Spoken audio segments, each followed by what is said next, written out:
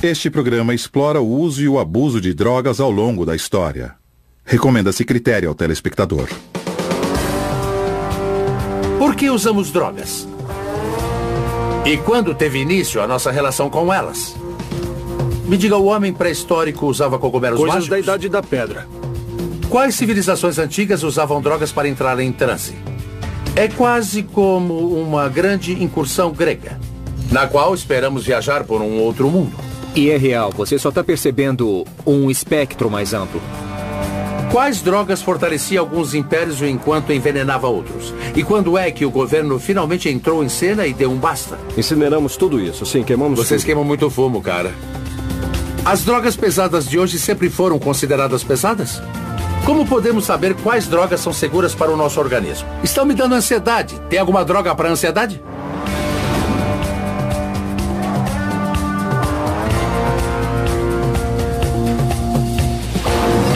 A história das drogas.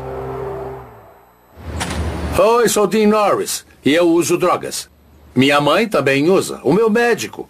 E, na verdade, até o meu cachorro. E aposto que se você está vivendo o século XXI, você também usa. Mas, ei, não precisa acreditar em mim. Vamos fazer uma viagem através dos tempos. Os primórdios do homem. Os primeiros usuários. Hoje temos milhares de drogas à disposição. Mas e quanto a 20 mil anos atrás? Será que o homem primitivo sabia quando usar drogas para alterar a mente ou o corpo? Como será que ele descobriu isso? Quais drogas teriam sido usadas? As pessoas têm feito uso de drogas desde que os humanos passaram a andar sobre dois pés. Porque as drogas estão por toda parte. Pode ser papoula, ou folha de coca, ou folha de tabaco, e pode estar sendo cultivada perto de onde você vive. Todas as plantas que nós temos hoje são quase que as mesmas de 20 mil anos atrás, com uma importante exceção. Elas são plantas domesticadas, todos os nossos trigos e cevadas. Na realidade, não se fazia cerveja com cevada 20 mil anos atrás porque não havia cultivo de cevada em grande escala. Mas qual foi a primeira droga que os humanos experimentaram?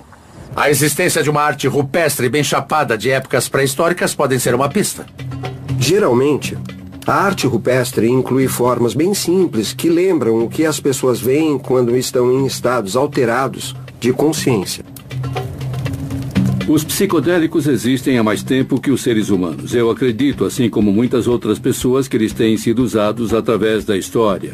As pinturas em cavernas e os entalhes apontam para isso. A humanidade, em várias culturas pelo mundo todo, tem feito uso e ingerido o que chamamos de cogumelos mágicos. Acho natural as pessoas usarem esses cogumelos porque o ser humano é forrageador. Ele sai à procura de alimento e é natural que experimente essas coisas. São os mesmos cogumelos pintados nas cavernas? Não dá para saber com certeza. Mas sabe, os desenhos não são de cenoura ou cebola. Devia haver algo realmente especial nos cogumelos para o homem primitivo. Mas o que seria? Vou caçar cogumelos para tentar descobrir. Bosque das Coníferas, Pasco County, Flórida. Bom, as pessoas fazem caça ao tesouro, mas por que fazer uma caça ao cogumelo? Bom, a emoção de procurar cogumelos selvagens é realmente interessante, mas muitos outros tipos de cogumelos têm compostos que alteram a consciência, tais como os cogumelos alucinógenos. É isso que as pessoas chamam de cogumelo mágico? Sim, esse é um termo bem popular. Podem ser chamados de cogumelos mágicos, ou para os índios que faziam uso deles, são cogumelos sagrados. Quando acha que o homem usou cogumelo pela primeira vez? Ou seja, quanto tempo faz? Bom, tudo indica que houve um encontro, pelo menos em alguns locais, que remonta aos tempos da pré-história. O homem pré-histórico usava cogumelos mágicos? Coisas da Idade da Pedra. Por que eles são mágicos? Eles provocam uma alteração mental, induzem a um estado alterado de consciência. Qual é o princípio ativo? Bom, o princípio ativo é a psilocibina. A psilocibina é um composto alucinógeno que afeta os níveis de serotonina do cérebro. Causa enjoo, vômito, fraqueza muscular e incapacidade de distinguir a fantasia da realidade. Na sua opinião, como o homem primitivo descobriu esses cogumelos? Bom, por um lado, por tentativa e erro, descoberta acidental. Por outro lado, esse tipo de efeito pode ter sido o objetivo de uma busca deliberada, sempre ficando de olho. Alguém deu de cara com ele uma vez e quis dar de novo. Com toda certeza. Tá. Como os cogumelos passaram a ser considerados sagrados? Existe algo inerente no efeito desses cogumelos alucinógenos que é sempre muito potente para mudar totalmente a percepção e suas principais questões da vida. E não sabemos qual é esse impulso religioso. É algo que não se pode explicar, em outros termos, pelo jeito. Não sabemos com certeza se o homem primitivo experimentou tais cogumelos, mas com certeza há muita especulação. Uma visão polêmica é que experiências de expansão da mente com cogumelos mágicos podem ter ajudado na evolução humana. Nos círculos acadêmicos sobre psicodélicos, essa é a teoria do símio chapado. Parece provável que plantas psicoativas tiveram um papel importante na evolução humana. Você fica mais sagaz se usar psicodélicos da forma correta. Você pensa mais claramente, vê as relações na natureza, observa onde uma semente esteve, você vê que algo cresce dali, então começa a coletar sementes. Os macacos não faziam isso nessa época, mas um macaco psicodélico pode ter feito isso, ou seja, um modo totalmente novo de estar no planeta pode ter se iniciado com os psicodélicos. A experiência da humanidade com a planta psicoativa pode ter sido a primeira experiência religiosa, o início da suspeita humana da existência de um outro mundo. Os humanos têm usado as drogas alucinógenas para tentar se conectar com o poder maior há milhares de anos. Mas será que fizeram isso de propósito? Ou apenas toparam com esses estados alterados enquanto procuravam por alimento? Muito bem. Que tal a gente ir procurar alguns cogumelos? Pra mim tá tudo certo. Ótimo. O que vamos procurar? Bom, aqui na Flórida, a espécie mais renomada é a Psilocybe cubensis. Eu estou vendo alguns cogumelos bem ali, na verdade. Sim, parecem cogumelos. Tá. São os que estamos procurando? Estes não são Psilocybe cubensis. Os cogumelos aqui contêm veneno letal. E eu digo isso numa primeira olhada. Que legal. Olha só. Os mais perigosamente venenosos tendem a ser brancos, lamelas brancas, esporos brancos e apresentam uma base em forma de bolsa. Então, se estou querendo ter uma experiência religiosa, esse não é o cara. Sim, é algo que você não vai querer comer, não importa seu objetivo. Isso. Está interessado em ver o cogumelo alucinógeno, o Psilocybe cubensis? Você sabe que sim. Bom, vamos arriscar saindo desse habitat. Vamos para um pasto seguindo por aqui, porque é lá que teremos melhores chances, eu acho. Vamos conferir, então? Vamos lá. Devido às chuvas recentes, temos as perfeitas condições para uma caça aos cogumelos. Estou errado ou isso é esterco? Esterco de vaca, excremento, fezes, cocô. Os cogumelos mágicos crescem no esterco? De preferência. Do fedor e da sujeira surge o Psilocybe cubensis. Os cogumelos surgem do cocô? Sim. Tá, e as pessoas comem isso? Assim, os índios chamam alguns deles de angelitos ou anjinhos. Mas esse cogumelo nasce do cocô? Gostaria de saber exatamente o que estamos procurando para poder te dar uma força. Eu só vou apontar os cogumelos quando puder vê-los. 90% do que vemos quando olhamos para um cogumelo é por enganação. Tá. Por exemplo, estes cogumelos aqui são do gênero Panaelos, mas parece que poderiam ser o Psilocybe cubensis. Nós veríamos um roxo escuro. E se comer esse aí? Você pode sentir um momento de confusão. Você não fica chapadão? Não, mas eu sei de uns caras que tentaram ficar chapados quando provaram este e de repente começaram a sentir uma tremedeira como se estivessem dentro de um motor de um foguete Saturno V e disseram, meu Deus, Houston, vamos partir, vai ser uma viagem e tanto. Daí eles se prepararam, mas de repente aconteceu um estalo e a viagem acabou ali. Horas procurando muito esterco de vaca, muitos cogumelos, mas nenhum deles mágico. Começa a me perguntar se vou chegar a conhecer o tipo verdadeiro. Sim. Agora sim. Olha só. Eureka! As drogas nos têm feito mais bem do que mal? Qual o papel que as drogas tiveram no modo que somos hoje? Como nossos ancestrais toparam com elas pela primeira vez? Vamos continuar nossa jornada através da história das drogas. Os primórdios do homem, os primeiros usuários. Aqui nos pastos da Flórida está ficando mais úmido a cada minuto. Estou começando a duvidar que o homem primitivo possa ter ingerido os cogumelos mágicos, já que são tão difíceis de achar. Você acha que os cogumelos mágicos são uma droga ou um remédio? Conceitos como droga e remédio são, em parte, definidos pela cultura. Na nossa sociedade, o remédio é inerentemente tido como bom. Na sociedade nativa, você vai ouvir conceitos tais como remédio bom e remédio ruim, ou seja... Sabe qual é esse aí? Esta cor lhe parece azul? Com certeza. Também acho que é azul. Estamos atrás do Psilocybe cubensis. Não é o caso aqui, mas este pode ser um Copelândia. É mesmo? Olha só. Este formato em particular tem a cor azul no chapéu e parece que sim, contém psilocibina. Sei. É um Psilocybe cubensis, potencialmente alucinógeno, e este pode ser o Copelândia. Eureka! Então está segurando o cogumelo mágico na mão. Na minha opinião, tudo indica que é ele. É sim. Hora de te prender por porte de droga. Brincadeira. Você olha para as drogas e se pergunta: há alguma prova de que nossos ancestrais usaram drogas para provocar estados alterados de consciência? Podemos provar isso ou não? E, infelizmente, a resposta é: não podemos, porque não temos resquícios dessas plantas. Então não restou nenhuma prova orgânica do uso de drogas nas culturas primitivas que caçavam e colhiam. A arte rupestre pode ser chapada, mas isso realmente não prova muita coisa. Espero que as civilizações seguintes tenham deixado mais pistas. Era dos remédios mágicos, Egito Antigo. O Egito na antiguidade era considerado o armarinho de remédios do mundo, e eles conheciam as complexidades de um grande número de toxinas e de substâncias psicoativas. Os textos mais antigos que temos devem datar de uns 3.500 anos. Um deles se chama Papiro de Ebers e trata da fonte de conhecimento onde os médicos têm bebido há 1000 anos. Escrito por volta de 1550 a.C., o Papiro de Ebers é um dos documentos medicinais mais antigos do mundo. Menciona dezenas de substâncias familiares usadas como remédios paliativos. Alho para curar hemorroidas, aneto para aliviar flatulência e mel para problemas respiratórios. Além de um surpreendente remédio caseiro usado para acalmar os bebês, o ópio. Desde que funcione. O ópio tem sido maravilhoso, analgésico e tem sido uma dádiva para a humanidade. Este recipiente imita um bulbo. Você encontra objetos assim por todo o Egito. Se reparar no formato, de ponta cabeça, ele lembra a cápsula da papoula. E estas linhas retas na superfície remetem à raspagem que era feita para retirar o ópio presente nesta flor.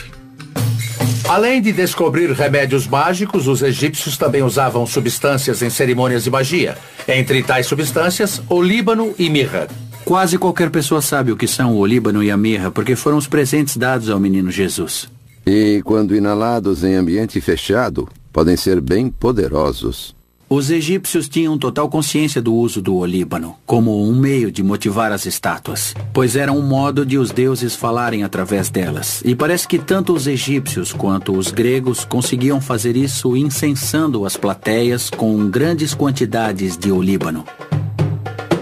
Quem sabe se o olíbano e a mirra podem fazer as estátuas conversarem entre si nos dias de hoje? Só que um recente estudo científico em ratos indica que o olíbano e a mirra talvez consigam diminuir a dor e aliviar os sintomas da depressão e da ansiedade. Conheço gente que faz experimentos com o olíbano e ele é um psicoativo. Os egípcios antigos usavam drogas como remédio em cerimônias de magia. Mas será que usavam drogas para se divertir? Os antigos egípcios tinham vários festivais anuais, épocas em que pareciam ficar bem alterados. Havia festivais de bebedeira para a deusa Arthur. A pessoa tinha que beber muita cerveja vermelha. Os egípcios levavam sua cerveja muito a sério e faziam questão de ter o estoque sempre cheio. Isto é uma caneca egípcia para cerveja com mais de 6.000 anos. E esta foi feita para ser colocada no túmulo de um amigo, para ele ter cerveja por toda a eternidade. A frase que escrevemos nas lápides é "descanse em paz". Mas os egípcios escreviam que você tenha pão e cerveja. Os antigos egípcios construíram pirâmides, projetaram cidades e governaram por milhares de anos. E claramente as drogas fizeram parte da vida deles. Mas houve outra civilização construtora de pirâmides do outro lado do mundo que fez uso da droga e isso pode tê-la levado a viagens muito maiores. Era dos nativos psicodélicos, a América Antiga. Ouvi falar que os maias curtiam todo tipo de droga maluca. Vamos ver se isso é verdade. Uau! Então, aqui é Copan. Essa é Copán, uma das grandes cidades dos antigos maias. Eles construíram esses templos monumentais por toda parte, onde hoje é Guatemala, Belize, El Salvador Ocidental, Honduras e sul do México. Era uma sociedade muito avançada. Extremamente avançada. Exuberância vegetal e tantas estátuas de aparência ameaçadora. Vamos lá, esse lugar promete.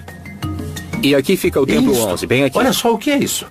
A ideia era ficar cada vez mais perto do céu, onde as divindades vivem, os deuses. Então vamos nos aproximar deles? Tá bom, vamos lá.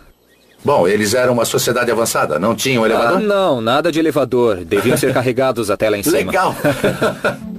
Então os maias construíam suas pirâmides para chegar mais perto dos deuses. Estariam usando drogas com o mesmo objetivo? Estamos quase lá. Para descobrir, temos que ficar nas alturas. E claro, estou falando da altitude. As culturas pré-colombianas do hemisfério ocidental tinham uma rica variedade de substâncias psicotrópicas naturais para usar, e eles usavam em ritmos de adoração por toda a América do Sul e América Central. Se essas culturas nativas sabiam que estavam cercadas por plantas psicoativas, arrisco a dizer que Copán não era uma exceção. É realmente a grande cidade maia que fica nas montanhas. É tipo um reinado na montanha.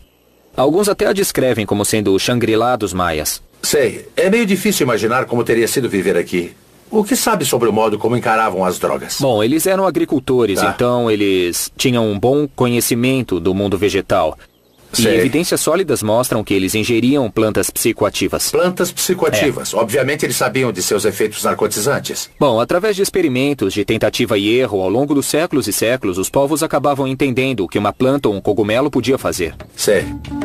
Os maias deixaram pistas das drogas que podem ter usado antes de desenharem seus cogumelos. Mas se realmente usaram drogas psicodélicas, que tipo de experiências buscavam e por quê?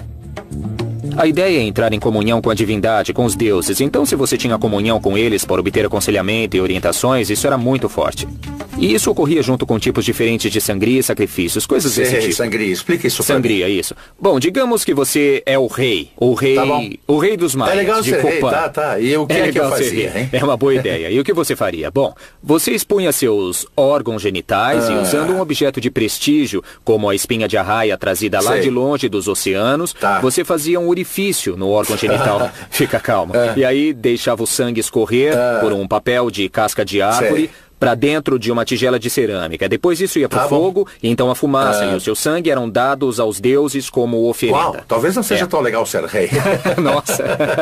Imagino como levaria um estado alterado, mas não haveria um modo mais fácil, como só ingerir uns cogumelos? Bom, talvez houvesse algumas plantas psicotrópicas ou cogumelos envolvidos em muitos desses rituais também. É provável que os reis fossem verdadeiros xamãs, alcançando estados visionários, viajando por outras paragens, coisas do tipo. E induzir a alteração de consciência com cogumelos teria sido, sabe, um excelente modo de ser um xamã. É claro. Você até fala com os mortos usando cogumelos mágicos. Com rapidez e facilidade.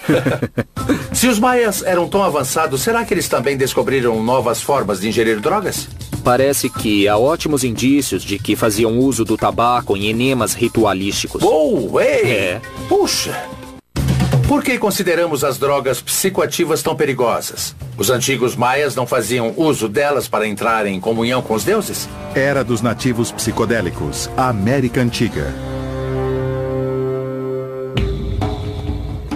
Parece que esses povos até enterravam seus mortos com plantas narcotizantes. Alan está me levando às tumbas subterrâneas de Copán para eu ver com os meus próprios olhos.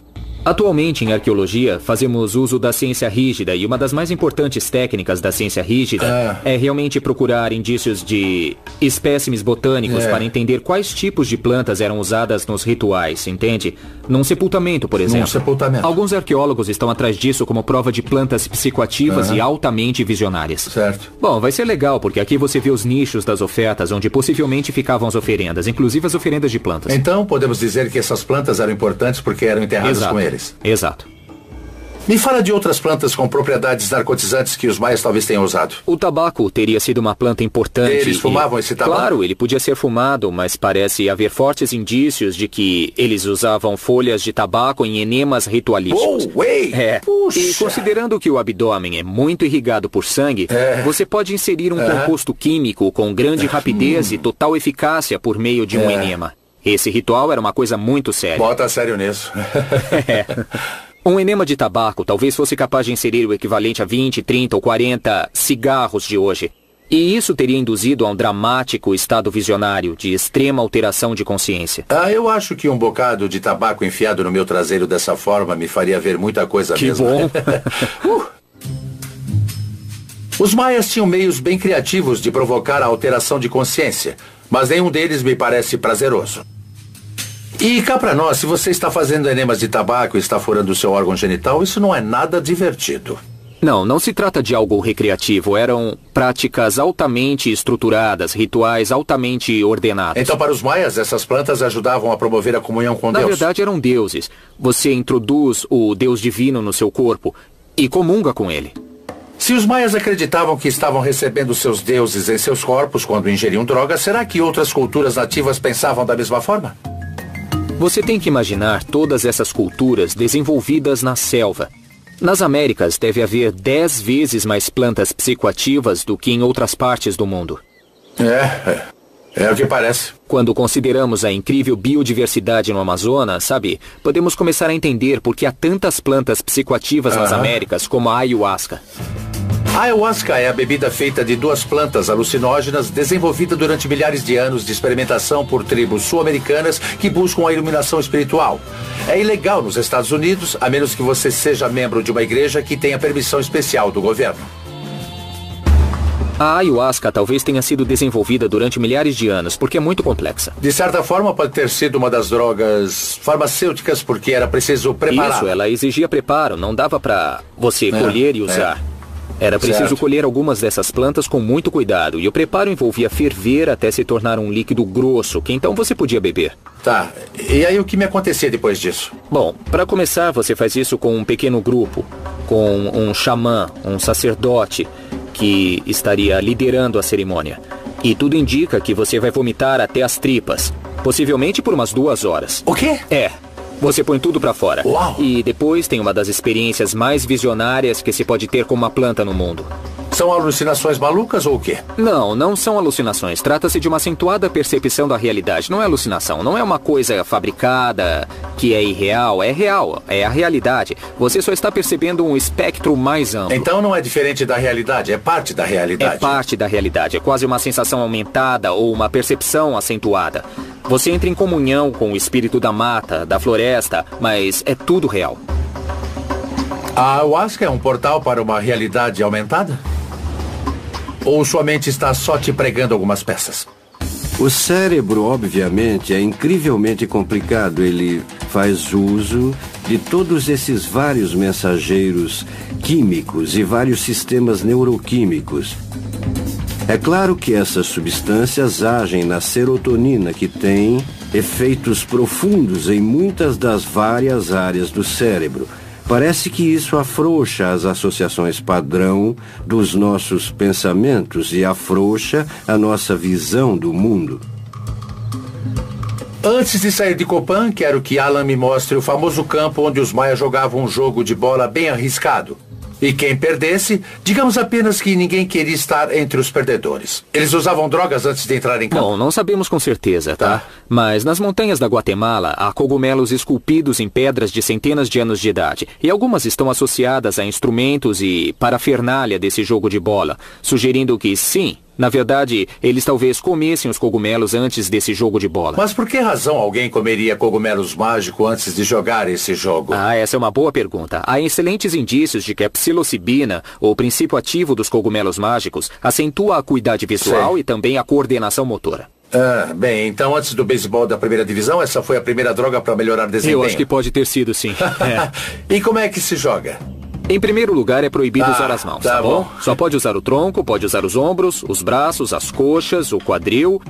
E é assim que se deve manter a bola em jogo. A bola tem que ficar no ar, porque além de um esporte, isso é um ritual, tá? E a bola é o sol. Você tem que manter o sol no céu. Entendi. Porque se ele cair no chão, ele bate no teto do submundo e você vai perturbar os senhores do submundo. Uma péssima ideia. É uma péssima ideia. E quem perder pode vir a ser sacrificado. Então havia uma consequência por não jogar bem. Grande consequência. Então tratava-se de um jogo de vida ou morte. Você comia uns cogumelos e tentava evitar que essa bola caísse no chão. Isso sem usar as mãos.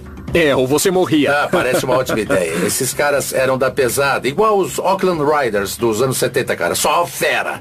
Vamos jogar. Tá legal. Vamos lá, então. Vamos lá. Você já era. Adeus. E havia árbitros? Provavelmente, mas devia haver espectadores por toda parte. É constrangedor. Foi mal aí, fãs, amigos. É uma pena. Vamos lá, temos que conseguir pelo menos uma vez. A gente sabe fazer melhor. Vamos lá. Tá bom, eu vou usar a coxa. Vamos tentar mais uma vez. Vai, é a sua vez. Eu roubei. Culpa minha. Ok. Morte súbita seria o caso, não é? Vamos lá. Tá bom, vamos lá.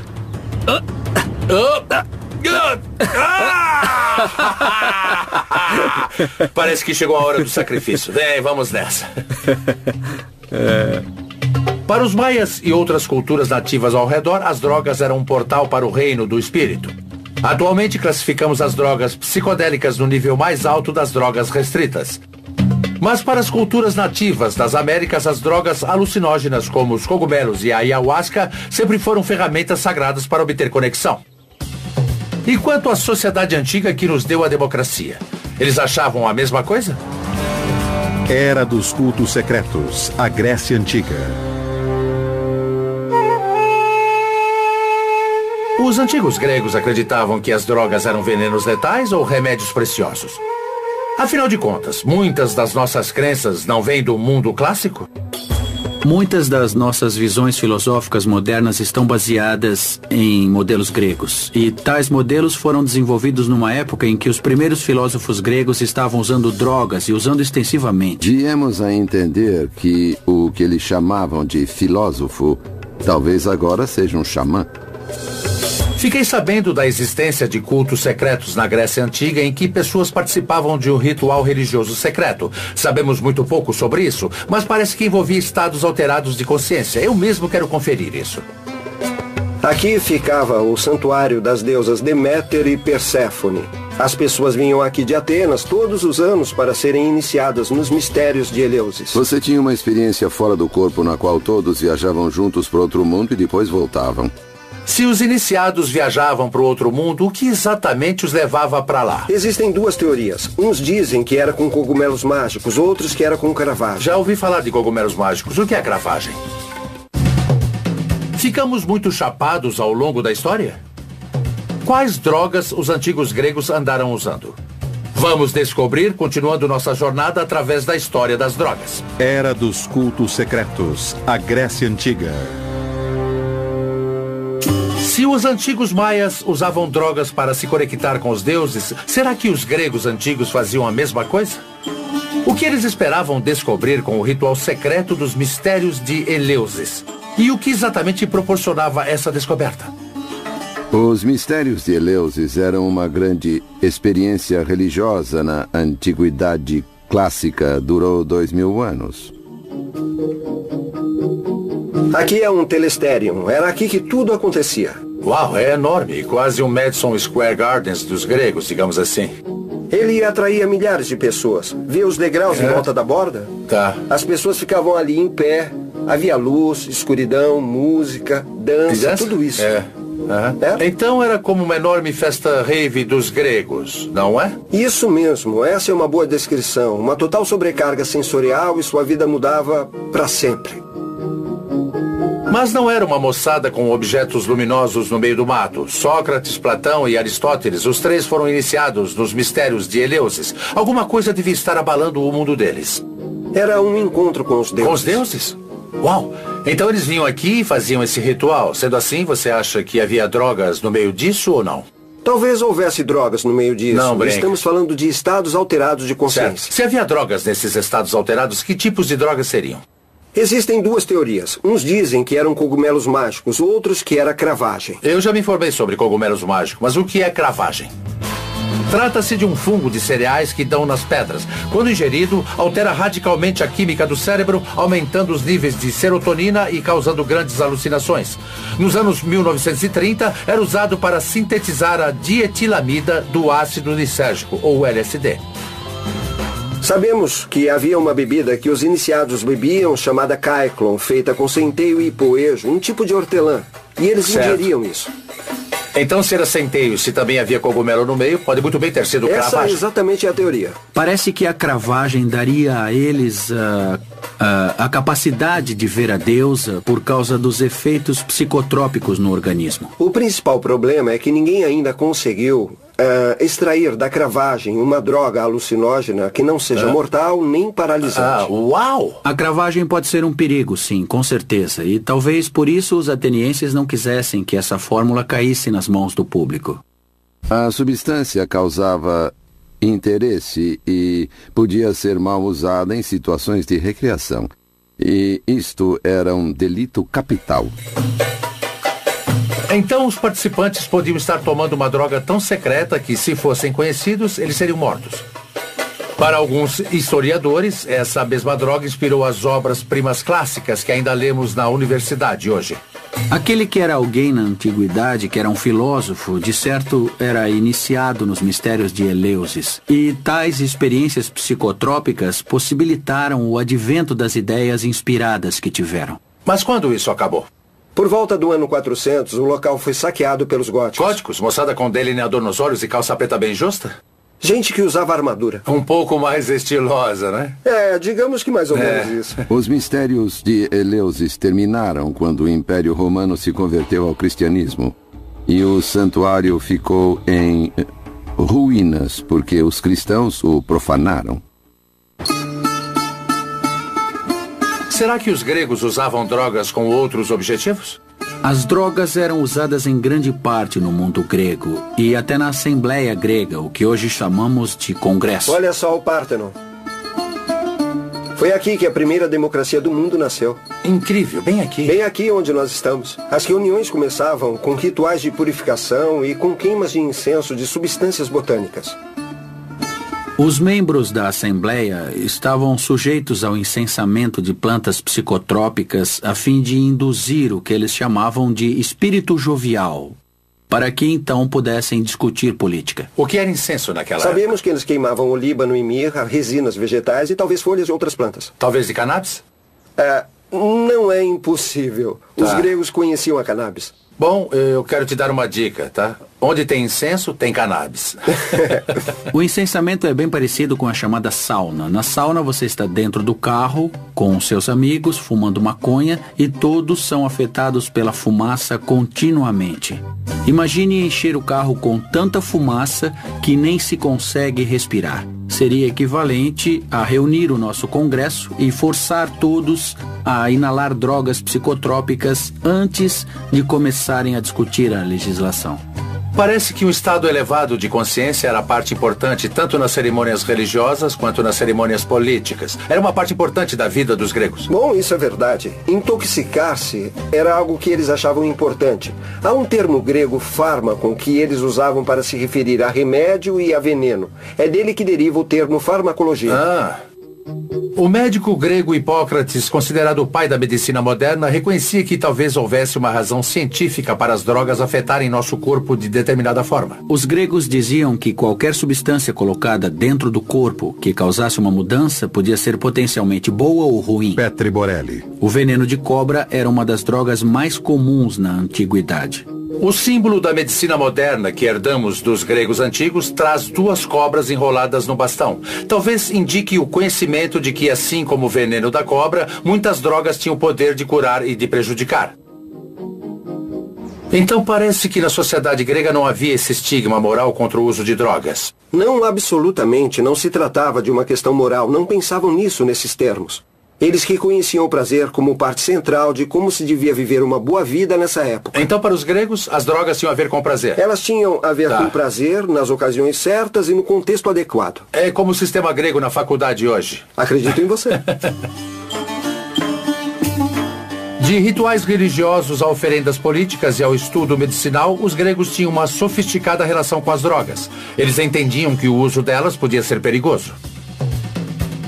Mas usar drogas ainda não era uma questão de certo e errado. Era do julgamento moral, primórdios da religião. É possível que Jesus e as drogas tenham disputado a fé e devoção das pessoas por mais de 2000 anos? Para os gregos antigos e outras religiões pagãs, as drogas eram uma peça-chave do processo de conexão com os deuses. Então, por que os primeiros cristãos pensavam diferente? Os primeiros cristãos expressavam uma grande ansiedade e até desconfiança quanto aos prazeres do corpo. Mesmo naquela época, as pessoas sabiam que as drogas podiam induzir aos prazeres do corpo e isso não estava em sintonia com a mensagem cristã. A fé em Cristo é o único caminho para a salvação. Então a fé nas drogas se tornou um problema. Lá pelo século IV, com o surgimento dos imperadores cristãos, as primeiras leis antidrogas são introduzidas na sociedade. E essas leis se concentram no uso de drogas por essas religiões rivais de culto secreto. Bom, se as pessoas estão tomando drogas psicodélicas e tendo a experiência de comunhão com Deus, por que elas precisariam da igreja? Os primeiros cristãos queriam que as pessoas vissem que a fé no Cristo era a única forma de ter uma experiência religiosa autêntica. E alguns historiadores acreditam que os primeiros cristãos fizeram uma verdadeira guerra contra as drogas. Os cristãos se tornaram gangues andarilhas de agentes mantenedores da lei. E esses monges acabaram destruindo templos e matando pessoas. Será que o cristianismo se sentiu ameaçado pelas drogas? Será que a fé numa substância conflitava com a fé em Jesus? Era do julgamento moral, primórdios da religião. Se as religiões pré-cristãs usavam drogas para vivenciar Deus, o cristianismo parece pensar que as drogas farão exatamente o oposto. Por que essa divisão? Espero que o Centro de Recuperação Calvário em Fênix me dê algumas respostas. Para aqueles que querem um elemento cristão em seu tratamento, aqui é um lugar onde podem vir e não terão que deixar nada de lado. Podem vir que a sua fé em Deus será parte do tratamento. As pessoas podem vencer o vício da droga se acreditarem no poder maior? Num recente estudo, os alcoólatras em programas de reabilitação com base na fé tinham 30% mais chance de permanecerem sóbrios do que os que estavam em programas seculares. Americanos de fé também vivem mais, geralmente são mais ricos, e têm mais chance de se recuperar de uma cirurgia com risco de morte. Um pouco de fé leva a pessoa longe, e acho que a reabilitação não é uma exceção. O que fez os cristãos decidirem se opor às drogas em primeiro lugar? Eles viam as drogas como um concorrente desde o início? Segundo alguns historiadores, os primeiros cristãos fizeram uma verdadeira guerra contra as drogas. Os cristãos eram bem antagônicos a qualquer concorrente de sua religião que estava crescendo e, portanto, os perseguiam, destruíam seus santuários e profanavam as suas esculturas.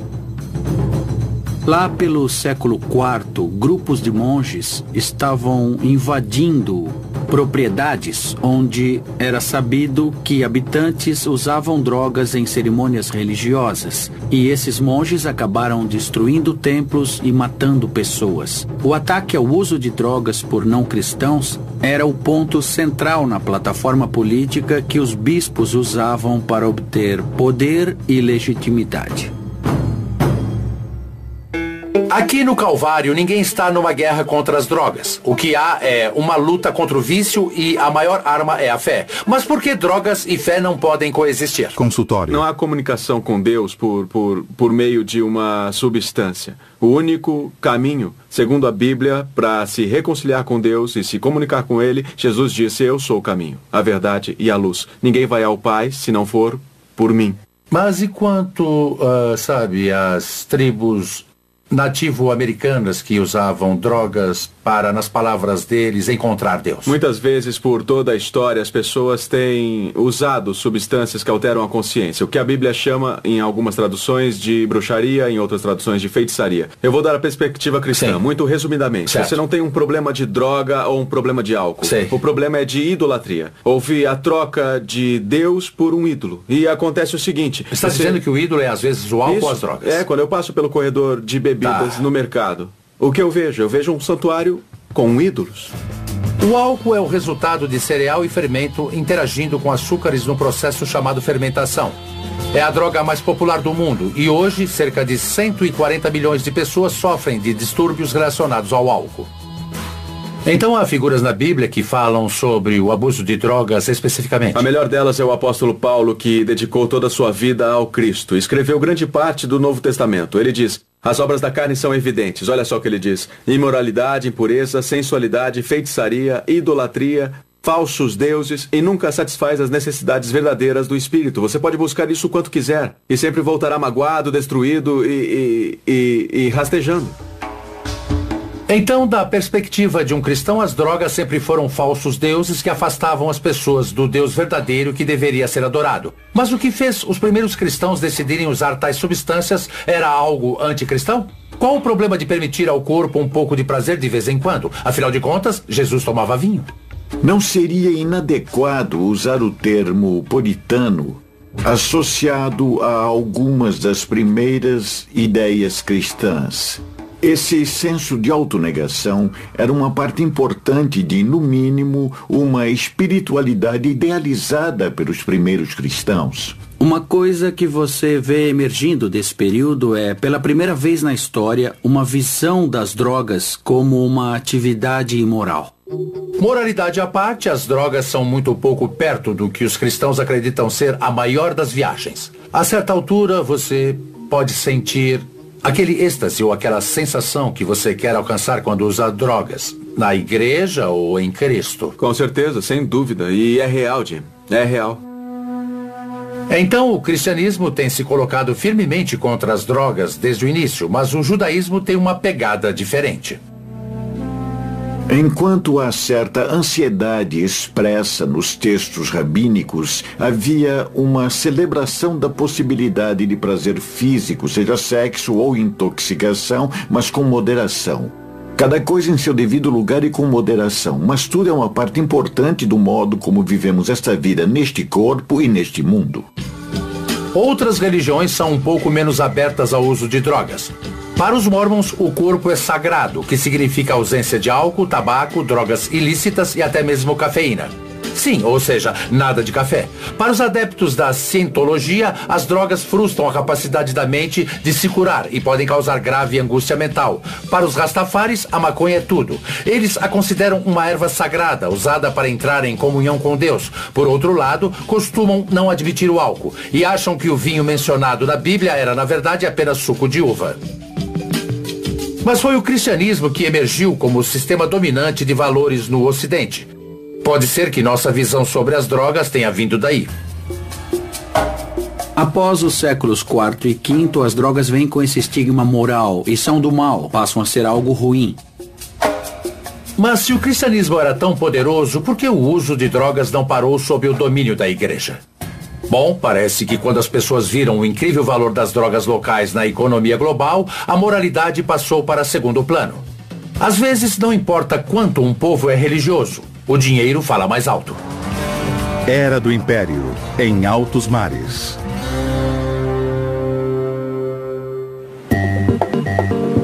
Quando as potências europeias começaram a explorar os mares no início do século XV, a descoberta de novos mundos significou a descoberta de novos mundos cheios de drogas. As drogas começaram como produtos locais, e a razão disso é que grande parte delas vem das plantas, e as plantas não estavam uniformemente espalhadas pelo mundo. Isso ocorre em grande parte como resultado do crescimento do comércio marítimo global, quando houve a confluência dos produtos da droga no mundo, nos primórdios da Era Moderna. Sei que a Ásia, a África e as Américas tinham plantas nativas e folhas com as quais os europeus jamais tinham sonhado. Mas quais drogas os exploradores trouxeram de suas viagens exóticas pelos oceanos? Então, o capitão Knox, da Companhia das Índias Orientais, tem uma história realmente fascinante envolvendo esse quadro. Knox acabou naufragando no Sri Lanka e passou 19 anos no Sri Lanka, porque o rei de lá queria mantê-lo como parte do seu elenco do zoológico.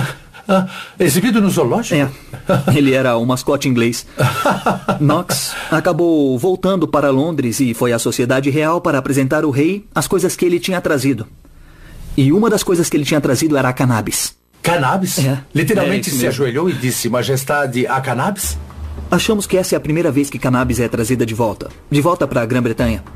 Isso porque depois que Knox volta e apresenta suas amostras, ocorrem todos os tipos de experimento e discussão sobre essa nova substância, o que ela pode fazer ou o que talvez faça. Que outras drogas vieram para a Inglaterra a partir dessa exploração mundial? Bom, Knox, como sabemos, está trazendo coisas da Ásia. Mas claro, do Novo Mundo das Américas, o tabaco é a grande droga. Os europeus, quando descobriram o tabaco, também descobriram novos meios de consumir uma droga, que é fumando. Algo que se tornaria muito importante não só com o tabaco, mas pelo consumo de outras drogas posteriormente. Então, o modo mais fácil de obter a maior concentração de droga no cérebro ou é injetando na veia ou fumando. Antes do início do século XVII, fumar como forma de administrar drogas, pelo menos na Europa, era algo incomum. As pessoas descobriram essas novas drogas e entraram no comércio mundial. Descobriram novas formas de administrar essas drogas. Ou seja, deixar o gênio psicoativo sair da garrafa. Quando as drogas chegam ao mercado global, o marketing global vem na sequência. Então, antes da Coca ou da Pepsi, a primeira marca global foi o Ópio Patent. Isso, se você comprasse o Ópio Patent, sabia que estava comprando coisa boa. Quais drogas cruzaram os altos mares e se espalharam pelo globo? Vamos continuar nossa jornada pela história das drogas a partir do marco zero do tempo. Era do Império, em alto mar.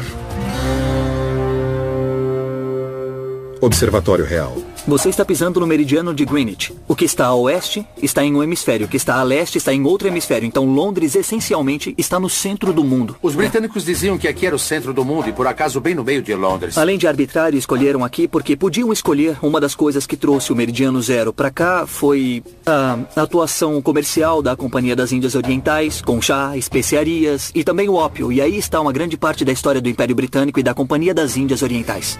O ópio atua inundando o cérebro com alcaloides narcóticos, proporcionando intenso prazer e aliviando a dor. Tem sido amplamente usado há milhares de anos e talvez seja o remédio mais antigo do mundo para diarreia. Um dos principais meios da Companhia das Índias Orientais pagar pela carga de chá era transportando o ópio para a China. Uau! O Ópio Patent. Eles começaram a desenvolver, incentivar e tentar vender na China, e essa era tida como a primeira marca mundialmente conhecida. Então, antes mesmo da Coca ou da Pepsi, a primeira marca global foi o Ópio Patent. Isso, sabia que ao comprar Ópio Patent, você estava comprando coisa boa. Fume o Ópio Patent, tá bom. O bom, a Inglaterra queria o chá da China, mas os chineses só queriam prata ou ópio. E a Inglaterra, claro, não tinha ópio. É aí que a Índia entra em cena. Como todo comerciante inteligente, a Inglaterra terceirizou a fabricação do ópio para a Índia e depois trocava esse ópio pelo chá da China. E a estratégia deu certo, pelo menos por um tempo. Os chineses, é claro, não gostaram nem um pouco disso. O imperador chinês, o sujeito mais poderoso da época, decidiu, bom, agora chega, eu vou pôr um fim nesse comércio de droga. Eu vou deter o comércio do ópio. E ele então destrói uma enorme quantidade de ópio britânico que seria vendido à China.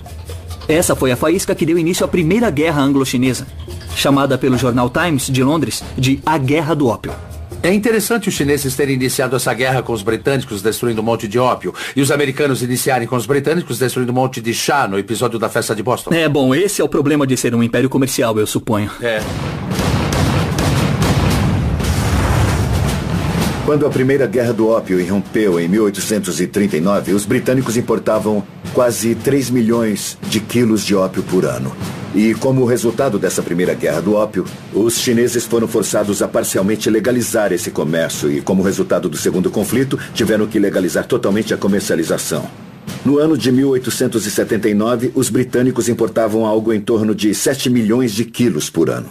E o ópio chegou a voltar para a Inglaterra? No fim do século XIX e início do século XX, isso passa a ser um problema ainda maior. Na segunda metade do século XIX, as pessoas, sobretudo os reformistas, começaram a despertar para o fato de que o mundo tem o problema das drogas. Embora o dinheiro ainda fosse muito bom, essas empresas eram realmente muito lucrativas. Mas e quanto aos bêbados? E os manicômios? E os antros de ópio? E o custo disso para o governo? E os acidentes? E as internações nos hospitais? As pessoas e os governos que fabricavam os remédios estavam lucrando muito, já que o uso se espalhara por todo o globo. Em pouco tempo, as drogas começaram a afetar o modo como as pessoas pensavam o mundo. Pergunte aos artistas. Sou capaz de apostar que eles ficaram malucos com esse fornecimento irrestrito. E para saber ainda mais, vou fazer uma viagem até o lar do sempre maioral William Shakespeare. De onde será que vinha a inspiração do bardo? Estamos aqui em Stratford-upon-Avon, cidade natal de Shakespeare, certo? Há alguma evidência de que Shakespeare tenha usado drogas? Bom, é muito difícil dizer. Em alguns sítios arqueológicos foram encontrados cachimbos com resquícios de cannabis e cocaína em propriedades que ele possuía. Então a resposta é sim. Mas nem tanto. Porque esses cachimbos datam mais ou menos do mesmo século em que Shakespeare estava vivo. Se eram ou não realmente dele, ou então de alguém que ele conhecia, é difícil de dizer. Então, quais peças de Shakespeare falam sobre a visão dele sobre drogas? Muita gente diria que a peça mais viajante talvez seja seja Sonhos de uma Noite de Verão. E a Royal Shakespeare Company, cuja sede é aqui mesmo, tá levando essa peça. Talvez você mesmo queira conferir. Acho que vou, sim. Royal Shakespeare Company. Sonhos de uma Noite de Verão parece ser uma das peças de Shakespeare mais doidonas. Seria isso mesmo? Parece que é assim. É a primeira peça dele que meio que nos mostra uma droga sendo usada e nos apresenta os efeitos.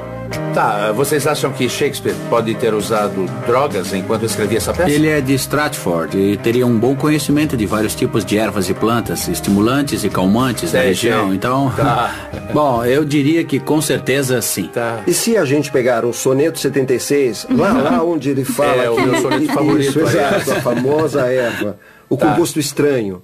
Não venha me dizer que isso é uma forma de escrever apenas. E também tem aqueles anos perdidos de Shakespeare. O que ele fazia naquela época?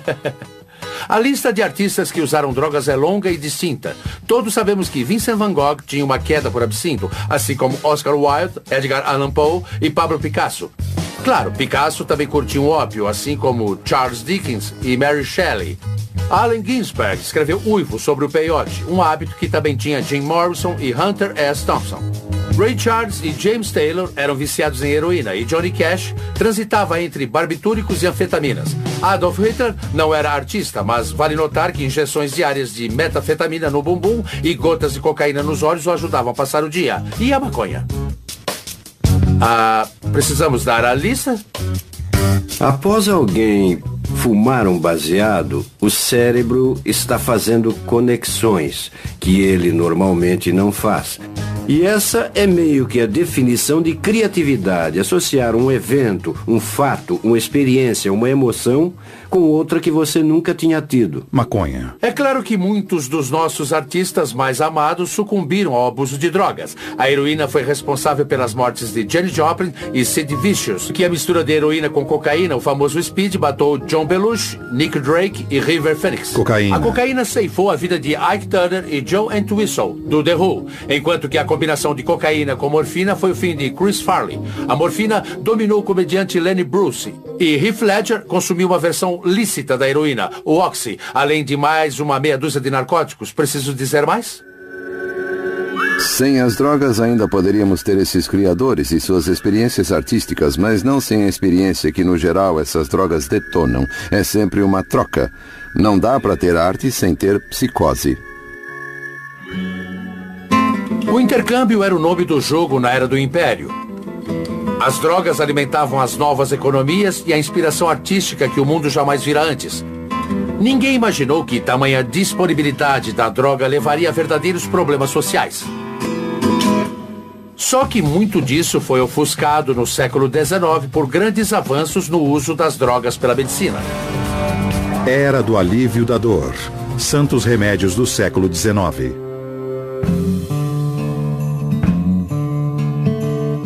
Em 1803, o cientista alemão Friedrich Sartaner fez uma grande descoberta na história das drogas. Pela primeira vez, ele isolou o princípio ativo de uma planta narcótica. Essa planta era a papoula, e o princípio ativo era a morfina. Morfina. E a mudança foi total. Em 1803, o composto da morfina foi isolado da planta que dá o ópio. E esse foi, digamos, o nascimento da ciência chamada farmacologia. A morfina é uma dor incrível para a dor aguda. Se a pessoa tem um infarto ou quebra uma perna, o alívio é quase instantâneo. A inteligência humana nos forneceu tantos e valiosos usos clínicos para as drogas, mas isso também trouxe o caráter viciante dessas substâncias. Com narcóticos cada vez mais potentes saindo dos laboratórios, alguém parou para pensar o que tais drogas poderiam nos causar? Aqui temos gotas para bebês. Contém álcool e ópio. Será que as drogas mais perigosas nasceram em forma de remédio? E a morfina era um analgésico revolucionário ou foi usada para enretar uma nova geração de viciados? Era do alívio da dor. Santos remédios do século XIX. Na esteira do advento da morfina, as drogas processadas em laboratório tiveram seu auge no século XIX. Algumas drogas bem estranhas começaram a chegar ao mercado, abrindo a temporada de ouro para o velho amigo boticário. Boticários e farmacêuticos. Olá, como vai, Soul Jim? Oi, Dr. Jeremy Green, muito prazer. O prazer é meu. Então, que lugar é este? É uma farmácia comunitária, uma réplica montada aqui no Mystic Seaport, Connecticut. Uau! Temos uma variedade de drogas aqui que precisam ser chamadas de remédios patenteados. Esses remédios eram muito comuns no início do século XIX e há muitas histórias sobre vendedores ambulantes desses preparados. Certo, mas quando você diz remédio patenteado, a que se refere? Na verdade, eles tinham o direito de guardar segredo quanto à fórmula desses remédios e faziam afirmações incríveis, que eram corroboradas com o testemunho de centenas e centenas de homens, mulheres e crianças que haviam sido curados das aflições mais terríveis com apenas uma gota dos compostos. A medicina em si era bem limitada no século XIX, sabe o que fazer e o que não fazer em certas doenças. Eletricidade engarrafada. A indústria do remédio patenteado nem sempre sabe o que está fazendo, nem sempre sabe como o produto está agindo, mas querem que o consumidor sinta que o produto esteja funcionando. De todos os produtos, esses são os mais lucrativos. São aqueles que estão mais disponíveis e também são amplamente usados, não só pelo grande público, mas pelos médicos também.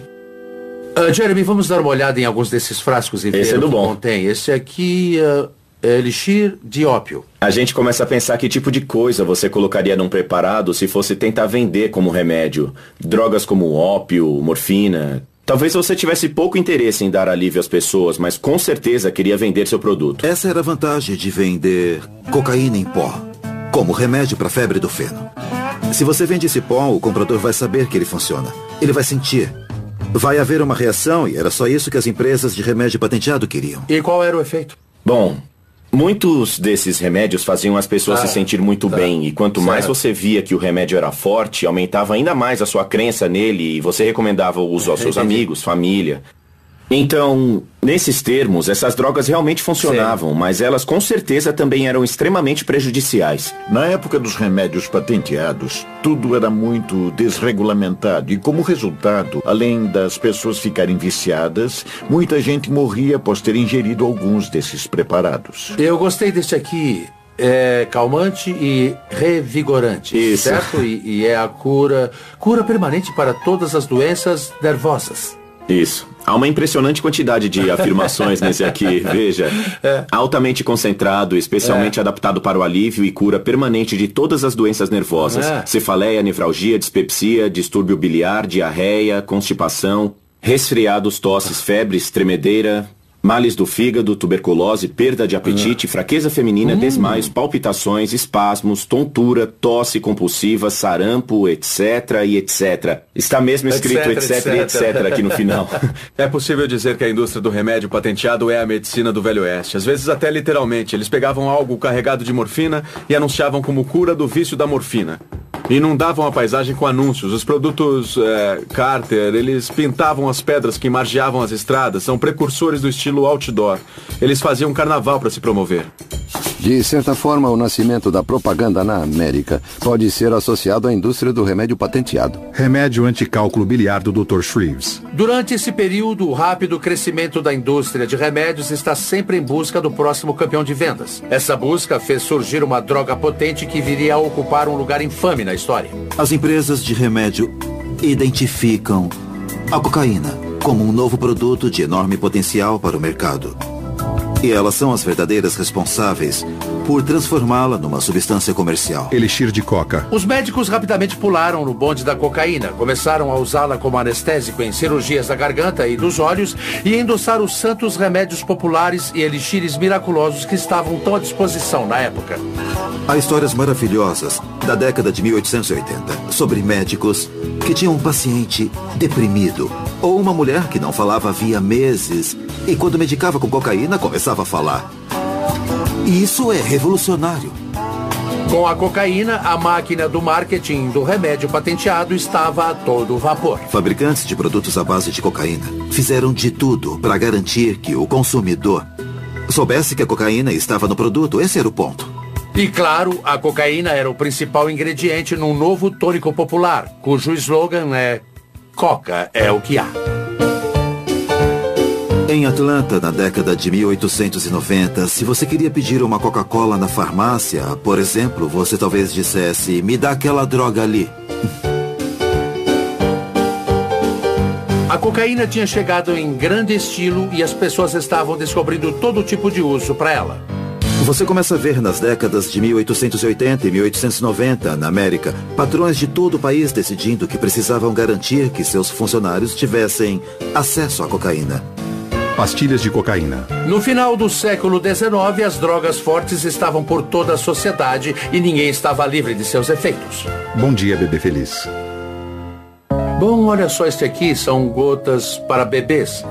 E contém álcool e ópio. E curam, certo? É um remédio para aliviar gases, cãibra e cólica. Muito do que hoje temos como estruturas regulatórias para prevenir a venda casual de narcóticos vem do fato de que davam esse tipo de coisa para as crianças dormirem. Tá, eu gostaria muito de um remédio para o meu filho. Bom, então esse aqui é o ideal, viu? Os fabricantes de remédio estavam empurrando todas essas drogas para o público com pouquíssimo conhecimento dos efeitos a longo prazo. Claro que elas usavam drogas, afinal, ninguém dizia para não usar. O sabor é ótimo. Não fizeram nenhum estudo longitudinal para saber se, isso funciona no primeiro mês, mas depois...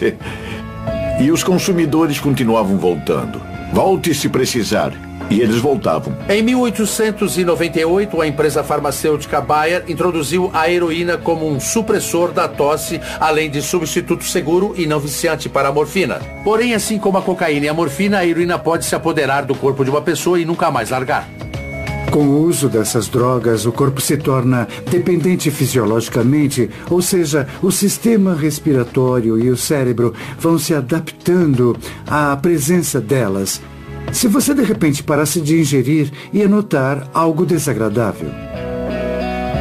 Bom, já no século XIX, a dependência das drogas era vista como falta de força de vontade do ser humano. Só na década de 1880 que o vício passou a ser atribuído à droga e não só ao usuário. Morfina. Observe a maioria dos casos de pessoas que se tornaram viciadas em ópio. Elas não começaram por libertinagem. Não eram mulheres que frequentavam antros de ópio ou algo assim. Eram mulheres que estavam indo aos seus médicos. À medida que as drogas se tornavam um problema social maior, era preciso apontar o dedo para alguém. O racismo da época veio à tona quando certas drogas passaram a ser associadas às várias raças. Cocaína entre negros. Observadores veem os negros usando cocaína. E a mesma coisa que atraiu a atenção dos patrões, porque ela tornaria os negros mais fortes, mais potentes, aumentaria a resistência e a capacidade. Podia também ser assustadora para as pessoas. É bem parecido com o que ocorre com o álcool na mesma época. Grupos de apoio começam a ser criados preocupados com o fato de que uma substância, algo como a morfina, algo como o ópio, serem tão tóxicos para a sociedade que precisam ser restringidos para o bem de toda a sociedade. Quando entramos no século XX, nossa atitude diante do uso da droga começa a mudar. Começamos a ver as drogas como eram, um problema que tinha de ser enfrentado. A pergunta era, o que vamos fazer a respeito? Era da regulamentação, a repressão no século XX, aprovado pela FDA. Em 1900, começaram a pensar uma nova forma de reagir às drogas, utilizando a lei. Tentando proteger as pessoas dos perigos que acompanhavam o acesso não regulamentado às drogas, o governo criou a Agência de Alimentos e Medicamentos, a FDA, em 1906, forçando os fabricantes de remédio a trazer no rótulo de seus produtos a presença de alguma substância narcótica perigosa. Deram um passo à frente em 1914, criminalizando o uso recreativo dos narcóticos, restringindo aos médicos a permissão para o fornecimento. Quando o governo federal começa a reprimir o médico, você precisa de uma outra fonte de suprimento e é aí que nascem as redes de contrabando. Desprovidos de drogas. Quando a cocaína e a heroína são criminalizadas, claro que nasce um mercado negro para aqueles que fazem uso dessas drogas por uma série de razões. A porcentagem de viciados com histórico criminal transgressor aumenta proporcionalmente. O chinês que fuma ópio, o jovem que usa cocaína na esquina ou então fuma maconha, o homem negro que cheira cocaína. Esse é um outro tipo de problema, ou pelo menos é visto como outro problema. Muitas substâncias que antes eram consideradas remédios passam a ser drogas ilícitas. Mas os médicos ainda precisavam trabalhar. A questão era que drogas eles podiam receitar. Houve uma abertura para que novas drogas tomassem o lugar de sedativos, analgésicos e estimulantes. A FDA tinha que determinar quais drogas eram seguras e quais não eram. A Lei sobre Alimentos, Drogas e Cosméticos de 1938 estipulou que a FDA tinha que aprovar as drogas antes de alcançarem o mercado. A posição é bem delicada. Grande parte desse trabalho é da ciência. E muito desse trabalho é julgamento. E as pessoas tendem a discordar nos dois casos. O governo teve que deixar que o álcool e o tabaco ficassem de fora porque tais drogas já estavam culturalmente enraizadas. Todos sabemos o que houve quando tentaram proibir o álcool durante a lei seca. Com o álcool dissemos, não adianta. Vamos parar. Mas com as drogas, a decisão que tomamos foi, não adianta. Vamos endurecer mais. Uma guerra contra as drogas se anunciava e alguém iria ter que participar dela. E dentro de um ano, acho que vão passar cerca de 907 milhões de quilos de drogas por aqui. 907 milhões? É. O que acabam fazendo com toda essa maconha? Levamos tudo pro incinerador e queimamos tudo. Como? Queimam tudo isso? Queimamos tudo. Vocês queimam muito fumo, então? Quando foi que nosso governo decidiu regulamentar as drogas? Porque algumas são lícitas e outras não. E quem é que decide, afinal? Era da regulamentação, a repressão do século XX, aprovado pela FDA. Mesmo quando as regras da FDA endureceram nas décadas seguintes, uma droga surpreendente, que agora é totalmente ilícita, era simplesmente classificada como experimental. Em 1938, um cientista suíço de uma grande empresa farmacêutica criou uma droga que provaria ser a substância mais forte e mais concentrada para alterar a mente que o mundo conheceu, o ácido lisérgico 25, o LSD. LSD. Eu diria que o LSD é potencialmente a experiência mais transformadora, mas também pode ser a experiência mais catastrófica e horrível que vai tornar a vida intolerável. E o suicídio é a única opção. O LSD inunda o cérebro com um composto alucinógeno, causando profundas alterações de consciência. É tão potente que 7,5 litros seriam suficientes para proporcionar à população toda deste país uma viagem de ácido. Ele já tinha sido usado em terapia antes. Quando eu fazia medicina, um colega de classe estava tomando LSD como parte da terapia em 1959. Delicide LSD 25. O LSD foi usado com sucesso em ambientes controlados durante as décadas de 40 e 50 no tratamento de pessoas com esquizofrenia e alcoolismo. As drogas costumam começar a carreira como remédio e só passam a levantar alguma polêmica no âmbito da sociedade quando escapam do reino da medicina e entram no reino das ruas, quando as pessoas começam a usá-las para fins recreacionais. As sementes da nossa relação moderna com as drogas já tinham sido plantadas. Em meados do século XX, tínhamos uma florescente indústria farmacêutica, uma agência governamental para regulamentá-la e o mercado negro comercializando as drogas tidas como perigosas demais pelo sistema penal. Tínhamos também uma nova droga que revolucionaria o modo de pensar das pessoas. Agora só precisávamos de uma revolução. Época de ouro das drogas. Anos 60, a década psicodélica. As drogas ajudaram a trazer mudanças sociais imensas nos anos 1960. O LSD havia escapado do laboratório de pesquisa e um psicólogo de Harvard, Timothy Leary, foi um dos responsáveis por isso.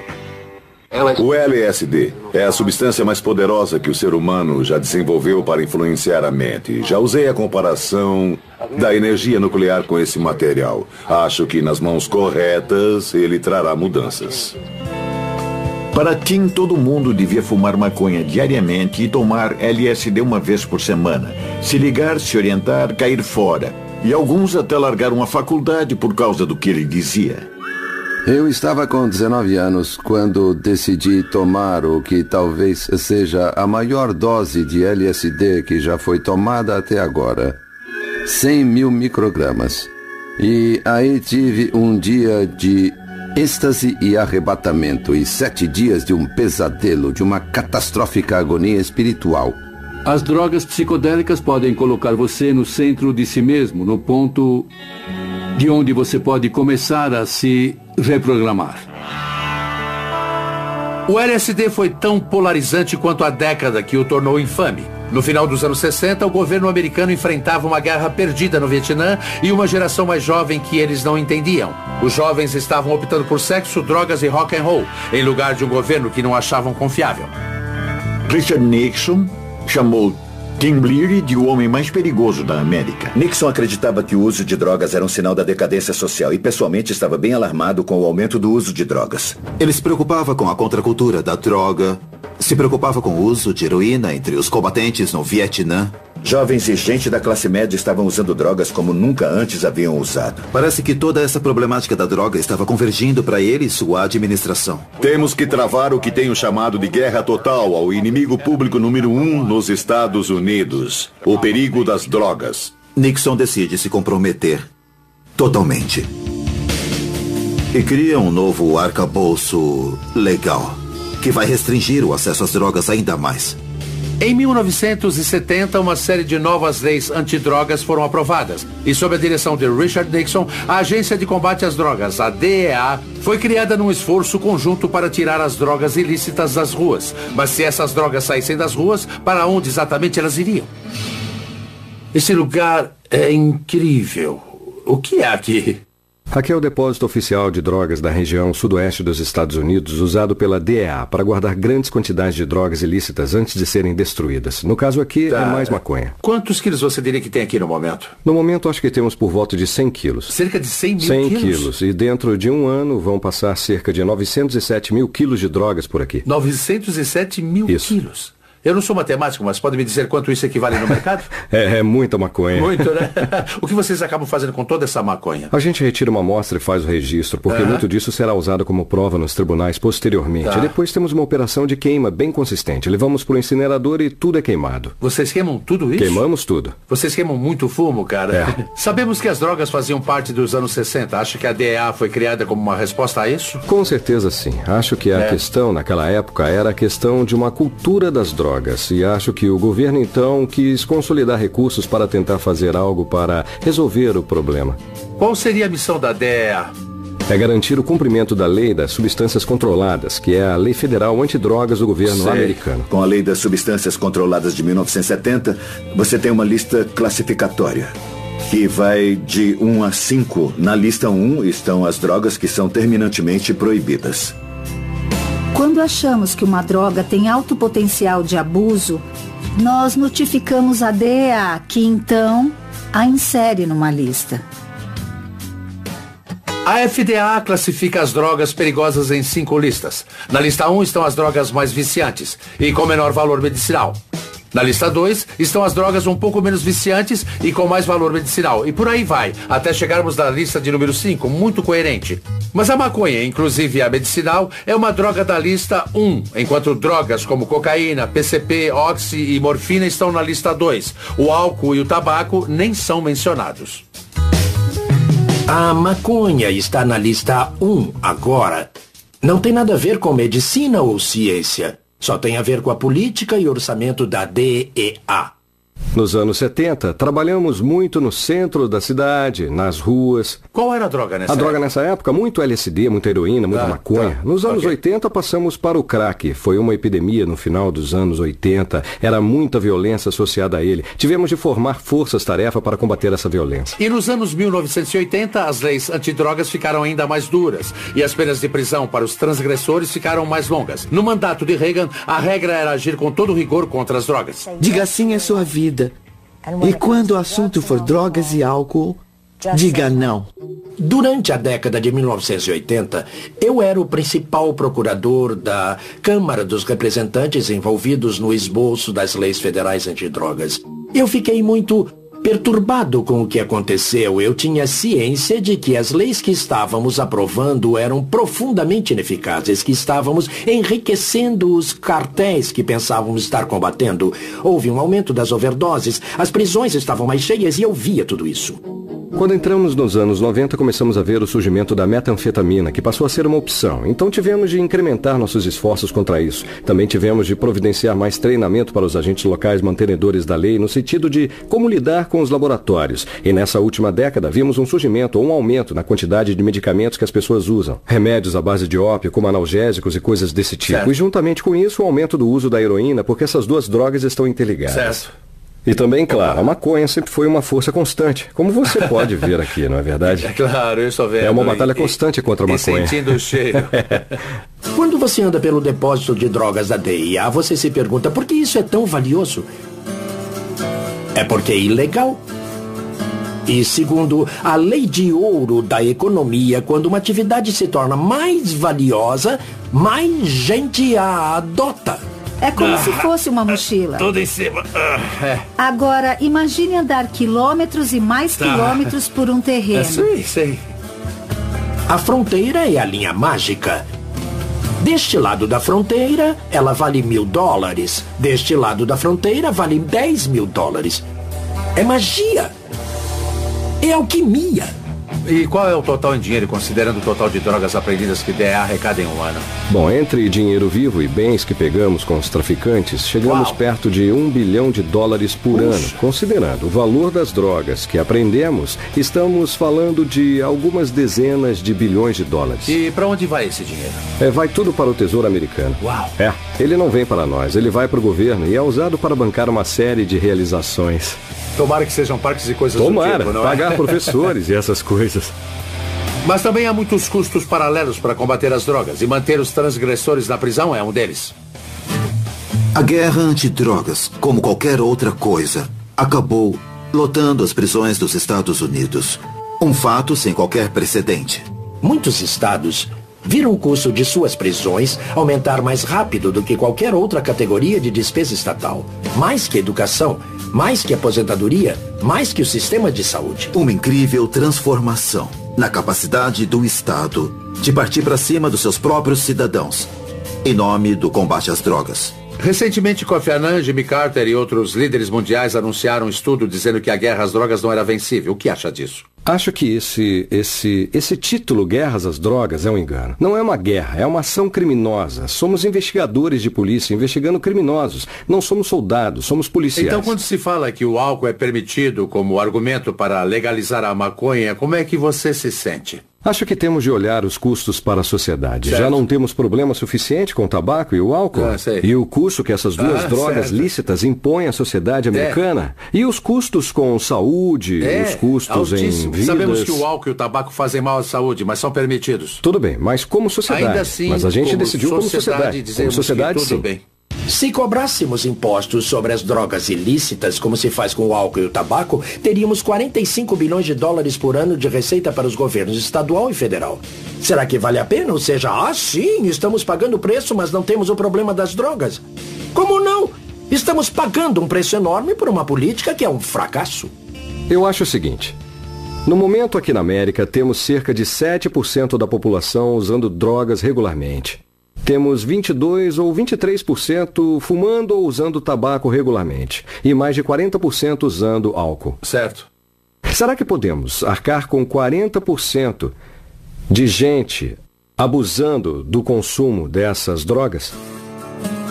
Apesar dos grandes esforços do governo, realmente não resolvemos nada. Hoje as pessoas estão usando cada vez mais drogas por razões boas e por razões ruins. Então, onde é que vamos parar? Era da escolha pessoal, hoje e amanhã. Hoje em dia, o que você quiser, você tem. Então, como decidir quais drogas colocar no corpo? Olha, não se sabe tudo sobre o medicamento quando ele chega ao mercado. Não sabemos tudo sobre ele. Uau! Sempre aprendendo. Estão me dando ansiedade. Sim. Tem alguma coisa aí para ansiedade? Os seres humanos têm uma longa história com as drogas pelas mais variadas razões, e todo tipo de substância foi usada pelo homem como droga, mas a situação jamais esteve tão complicada como agora. Hoje as pessoas estão escolhendo suas drogas como jamais fizeram. Às vezes como remédio para curar uma doença, outras vezes como um hábito perigoso que prejudicará não só os usuários como também a comunidade que os cerca. Vou falar com quem tem 30 anos na divisão de narcóticos da Polícia de Chicago para ver como as drogas ilícitas afetam a vida nas ruas. Vamos dar uma volta aqui pelo sul. Sempre houve venda consistente aqui nestas ruas. Qual é a droga que predomina numa área urbana como Chicago? A heroína e o crack. E o crack. O crack é um derivado mais barato da cocaína em pó e o nome vem do som que ele faz quando é fumado. Quando consumido em altas doses, os usuários podem vivenciar uma parasitose ilusória, a sensação que parasitas estão andando sob a pele. Devo dizer que tem um grupinho, bem ali. Cada quadra ou certas quadras são controladas por diferentes gangues e tal. Dê só uma olhada, tem um cara de boné vermelho ali e parece que ele está vendendo. Ele saiu fora, mas parece que está vendendo. Se você olhar bem os dois caras, olha só, um tá fazendo sinal pro outro. Em algum momento, acho que eles vão avistar nosso carro. Não dá pra brincar com eles. Mesmo a gente estando aqui, não impedimos o negócio dele. Sei. Tem policiais à paisana que apanham. O fato de você ser policial não significa que eles terão algum respeito ou que vão te isentar de alguma coisa. Nosso país tem 4% da população mundial, mas consome 65% do suprimento de drogas pesadas do mundo. A droga ilícita mais popular aqui agora é a maconha.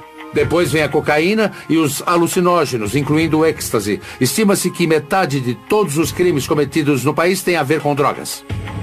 O custo das drogas ilícitas para a nossa sociedade é espantoso. O paradigma do abuso de substâncias é mais de 200 bilhões de dólares. Experimente quantificar isso. Enquanto as drogas ilícitas na sociedade americana custam à sociedade 200 bilhões de dólares por ano, a indústria farmacêutica gasta 70 bilhões por ano para desenvolver novos medicamentos. Aqui em Chicago, há apenas algumas quadras do tráfico de drogas no centro da cidade. A indústria farmacêutica se reúne para o encontro anual da Associação para Informação sobre Drogas, a DIA. A DIA existe para difundir informações neutras sobre drogas. O que eu queria saber é como foi que deixamos nossa relação com as drogas se complicar. É de cair o queixo. Quando você vê que um medicamento leva 10 anos para ser desenvolvido e custa $1 bilhão.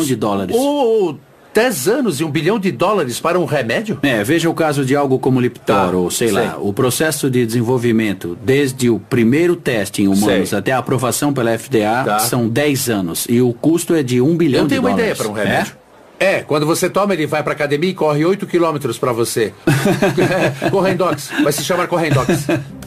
Mas e as drogas lícitas do mercado seriam seguras? As empresas devem ter uma ideia bem clara do efeito de uma substância antes de colocá-la à venda, certo?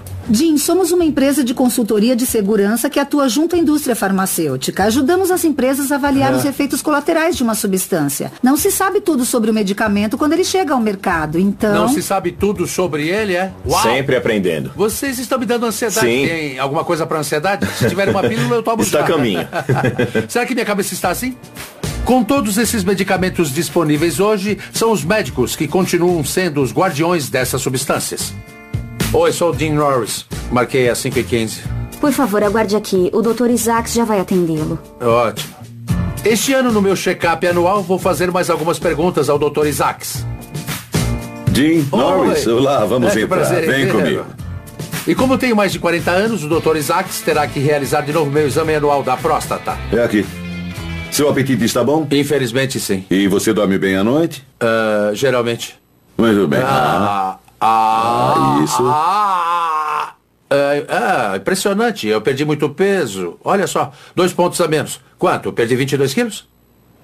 Depois do check-up, vou querer ouvir a opinião do Dr. Isaacs sobre a questão das drogas. E se eu lhe dissesse que andei muito estressado, que tipo de medicamento prescreveria para me ajudar nisso? Com muita frequência tenho receitado benzodiazepinas e remédios da família do Vale. E se eu lhe dissesse que estou tendo problemas para dormir? Ambien, ou Sonata, ou Lunesta. E se eu dissesse que ando extremamente ansioso? Se estiver falando de terapia de longo prazo, eu receitaria os medicamentos da família do Prozac.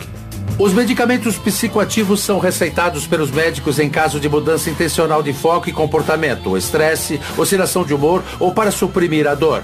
Eles são tomados em excesso por mais de 16 milhões de americanos pelas mesmíssimas razões. Vendo a estatística, o número de medicamentos sob prescrição médica que são vendidos já está ultrapassando o teto desde a década de 50.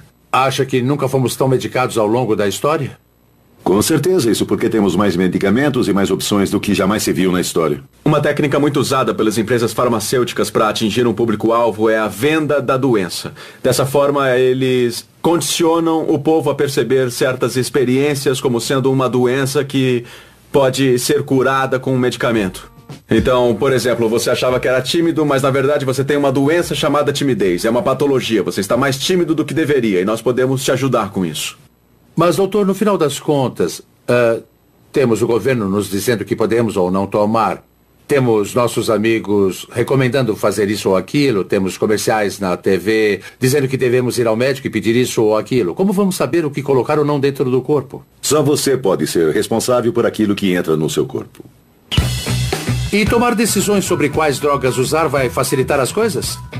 Parece que no futuro nós teremos mais opções. Mas as drogas serão melhores? Estamos partindo para a era das drogas customizadas, ou seja, o que uma droga tem intenção de fazer, ela vai fazer mais dramaticamente, com mais eficácia, quer você queira ou não. Novas pesquisas podem também encontrar novos usos para drogas antigas e, em alguns casos, tais drogas antigas podem ser ilícitas. Existe atualmente um estudo na Universidade de Nova York que se encaixa nisso. Estão testando uma droga da lista 1 em pacientes terminais de câncer, na tentativa de reduzir a ansiedade diante do final da vida. Usar essa droga em pesquisa exige permissão especial da DEA e uma série de medidas de segurança. O que é bem engraçado, porque nossos ancestrais só tinham que sair a campo e encontrá-la. Não se trata da psilocibina, o princípio ativo dos famosos cogumelos mágicos? Exato. A utilidade terapêutica potencial dessas drogas é muito ampla na psiquiatria e elas potencialmente representam uma mudança de paradigma nessa área. Então, estamos falando de pacientes com alguns problemas bem sérios e você vai dar a eles uma droga alucinógena. Isso não pode piorar as coisas? Temos que ter muito cuidado. Essas drogas podem vir acompanhadas de efeitos psicológicos adversos. Os psicodélicos parecem afetar cada pessoa de um jeito e nem sempre são previsíveis. Tais drogas alucinógenas têm efeitos psicológicos profundos e adversos quando entram no organismo humano. Já aprendi que drogas como a psilocibina têm sido usadas para criar experiências espirituais há milhares de anos. Parece que os pacientes desse estudo estão tendo experiências semelhantes com essa droga. Alguns desses pacientes já descreveram a presença de uma figura divina com quem eles têm interagido. Parece bem interessante que se esteja experimentando uma droga e que isso acentue a espiritualidade. É isso mesmo? É isso mesmo. É interessante. Um dia talvez seja comercializada como a pílula de Deus, não é? São pílulas de Deus. São experiências com o divino. Sei. É incrível. 75% dos pacientes listaram sua experiência com a psilocibina como a melhor ou uma das mais significativas experiências da vida delas. Isso empata com ter um filho. Estas são algumas das mais profundas experiências que eu já vi. Como sabemos, os cogumelos mágicos têm sido usados pelos seres humanos há milênios, mas nós ainda temos uma compreensão bem limitada de como eles atuam. São incríveis, interessantes e complexos os efeitos psicológicos no cérebro. Acho que temos, infelizmente, demonizado certos tipos de drogas e impedido que sejam objeto de estudo científico no nível que precisam ser estudadas. Há muita coisa que temos que aprender sobre como as drogas afetam nosso cérebro e corpo. Mesmo a mais antiga das drogas que os humanos usaram ainda é objeto de pesquisa na atualidade. As drogas têm feito parte da experiência humana de muitas formas ao longo da nossa história. Na nossa busca espiritual por um significado maior das nossas práticas médicas, na esperança de que nos tragam cura, nas economias globais que se formaram em função delas e nas novas ideias que elas talvez tenham inspirado. Agora temos mais opções do que nunca, mas estaríamos mais saudáveis? Para alguns, as drogas são uma escolha pessoal. Para outros, devemos continuar a regulamentá-las para ficarmos protegidos de seus perigos. Sem dúvida, seguiremos em frente, sempre reexaminando nossa relação com as drogas. Elas que têm sido uma constante desde a Idade da Pedra até hoje e ainda serão no futuro.